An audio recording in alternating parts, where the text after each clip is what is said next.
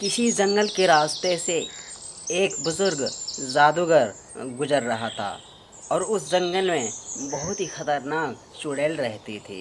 कुछ दूर चलने के बाद उस जंगल के घने पेड़ के पास पहुंच गया। अरे भाया, यहाँ तो बहुत सारी भूत और प्रेत की आवाज़ें आ रही है।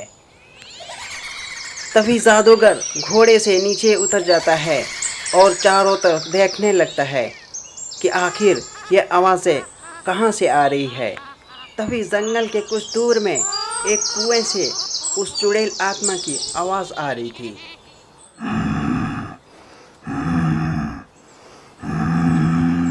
इतने में ही वह जादूगर कुएं की तरफ बढ़ने लगता है और धीरे धीरे उस कुएं से आवाज़ के साथ साथ चुड़ैल भी बाहर आ जाती है।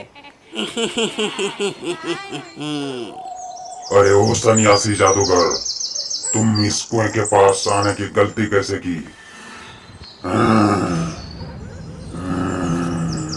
क्या तुम मुझसे मुकाबला कर सकते हो? हाँ, चलो अपना अपना जादू आजमा कर देखते हैं कितना है किसमें दम। फिर दोनों में शक्तियाँ प्रदर्शन होने लगता है।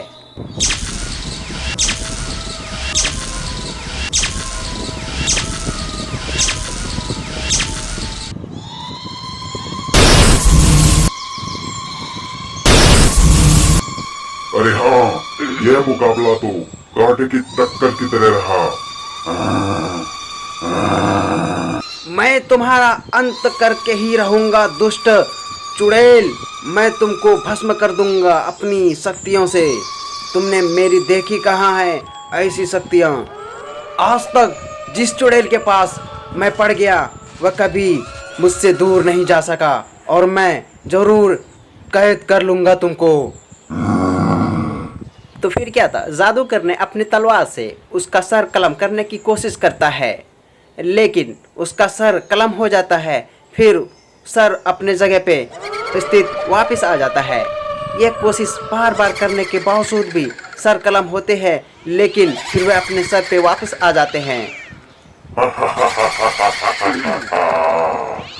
क्या हुआ सन्यासी जादूगर, तुम मुझे नहीं मार सके ना? मैंने कहा था ना कि तुम मुझे नहीं मार सकते, लेकिन हाँ, मैं तुम्हें मारकर खून जरूर पी जाऊंगी। अच्छा, फिर देखते हैं किसे किसका सर कलम करता है और अंत जरूर करूंगा मैं। मुझे पक्का यकीन है ये मेरी शक्तियाँ इस चुड़ैल को ज़रूर अंत करेगी। मैं जब से आया हूँ इस चुड़ैल की आत्मा की मैंने कभी परछाई नहीं देखी। लगता है इसकी जान और किसी चीज़ में बसी होगी। उसी जंगल में एक पेड़ पर एक चील बैठी हुई थी।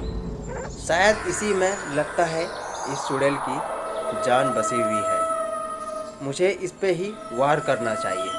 फिर सन्यासी जादूगर अपने जादू तलवार निकालती है और जादुई तलवार से आग के गोले उस चील पर छोड़ देता है। जैसे ही उस चील पर छोड़ता है तो वह चील घबराकर वह नीचे ज़मीन पर गिर जाती है और वहीं पे ढेर हो जाती है।